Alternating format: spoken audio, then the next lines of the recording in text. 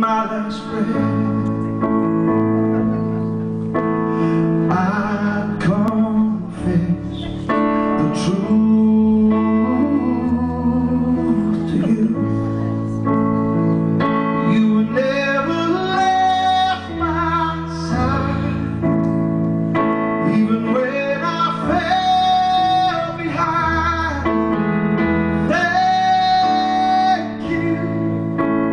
Thank you for the life you've given me.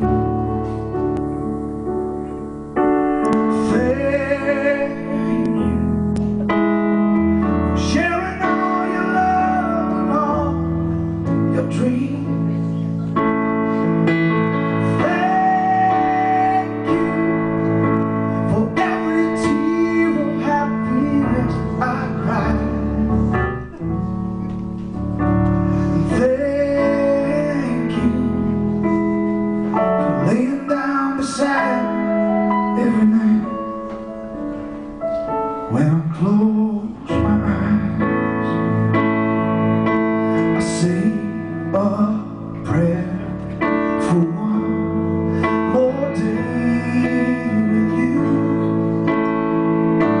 And when I wake, I embrace the one who pulls me through, the storm. When I can't go on,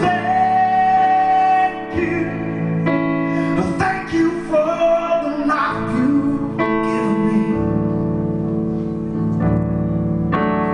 Thank you for sharing all your love and all your dreams. Thank you for every tear of happiness I cried. Thank you for laying down beside every night. You never let me down. It's like you don't know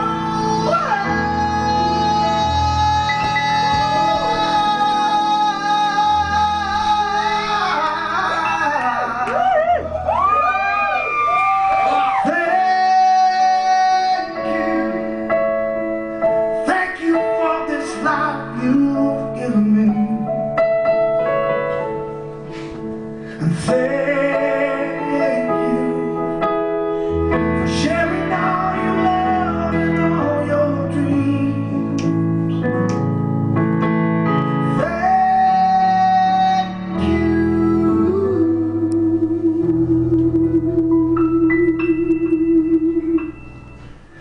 Thank you.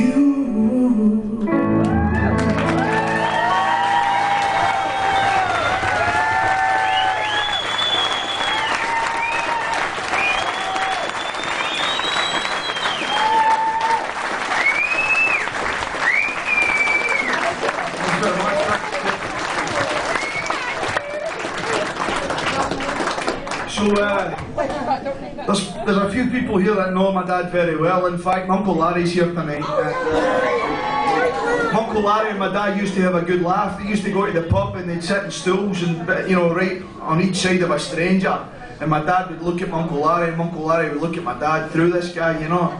And my Uncle Larry would say, I know you. And my dad would say, you don't fucking know me. He says, no, I know you.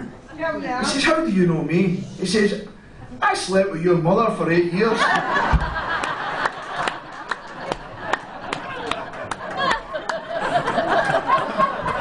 It's a true story. They used to have a good laugh, you know. My dad's a diesel mechanic. He worked for Finney for many years, and then he went to Sullenbow, and he worked in Sullenbow for many years. And my mother got sick of it, and she said, listen, you're either going to have to find a job or we can be with you, or we're not, you know. So he found a job in Canada, and that's why we went there. But my dad and I have always had an interesting relationship, you know, like same as any father and son. You don't really understand each other that well, especially during the teenage years. And my dad never really lived with as much; he was always gone. But for all the people that don't know me, my wife and I have been together for about 18 years, and we have 4 beautiful children. 4 lovely kids. And it wasn't. I remember there was a moment. I used to always ask my dad to go to work. You know, Dad, can I go to work? Can I go to work? And he'd always say, "Ah, no, you know, stay where you are." Well, one day he took me to work, and I remember sitting in his wee Peugeot, and I was bloody freezing. And he said to me, he said, "Listen, you don't move. You sit in here." And I sat in the wee motor, and I looked at the side of the window, and it was frosty, so I was kind of scraped the frost away.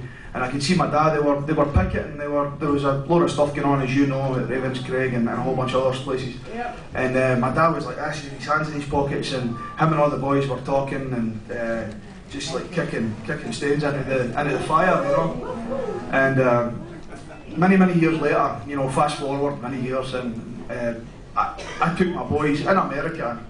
They like to go picking pumpkins. I'm not exactly sure why, but they like to go picking pumpkins. And one day I went to pick pumpkins, and there was my wee boy. He was my third son, and he had his hands in his pockets, and he was kicking stones. And I wrote this song for him. And to be quite honest with you, I wrote it for you. I know there's a lot of hard-working people in this country, and this song's about hard-working people loving each other for many different reasons.